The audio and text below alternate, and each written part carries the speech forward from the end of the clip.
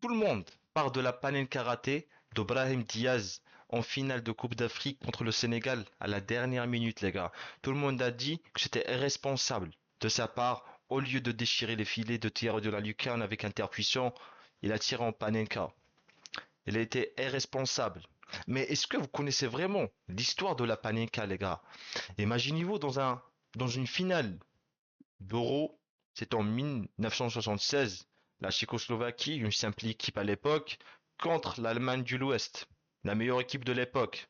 Gerd Müller, Frank Beckenbauer et la légende Sepp Maier. Après un match serré entre les deux équipes, 90 minutes, on part aux prolongations, c'est toujours serré, on arrive au penalty. Le dernier penalty, c'était pour la Tchécoslovaquie.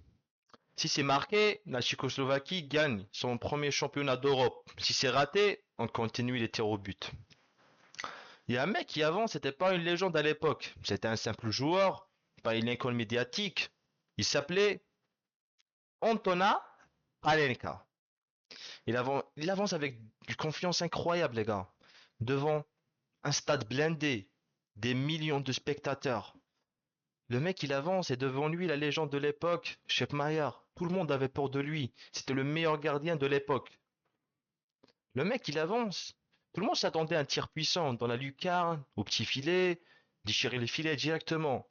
Le mec, il prend le ballon, il tire avec un tir en lobé au centre du goal. Le ballon a flotté directement sur le dos de Schepmeier. Une humiliation grave pour le gardien allemand, les gars. Après le match, tout le monde était choqué. Heureusement que la Tchécoslovaquie a remporté ce titre. Tout le monde a dit que c'était irresponsable de sa part. Mais Antonin Panenka, bien sûr, a sorti directement, il a déclaré qu'il s'entraînait plusieurs mois pour maîtriser ses techniques. C'était pas la première fois qu'il faisait ça. Il faisait des paris avec plusieurs gardiens pour bien maîtriser ses techniques. Et c'était, personne ne s'attendait à un tir pareil. Parce que les gardiens à l'époque, ils prenaient toujours un côté pour plonger.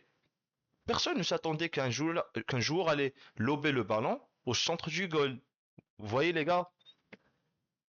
Et depuis ce jour-ci, des grosses légendes, Zinedine Zidane, Lionel Messi, Perlo aussi les gars, ont répété le même geste technique. Zidane en 2006 en finale de Coupe du Monde, Lionel Messi en Champions League, Perlo aussi pendant l'Euro je pense.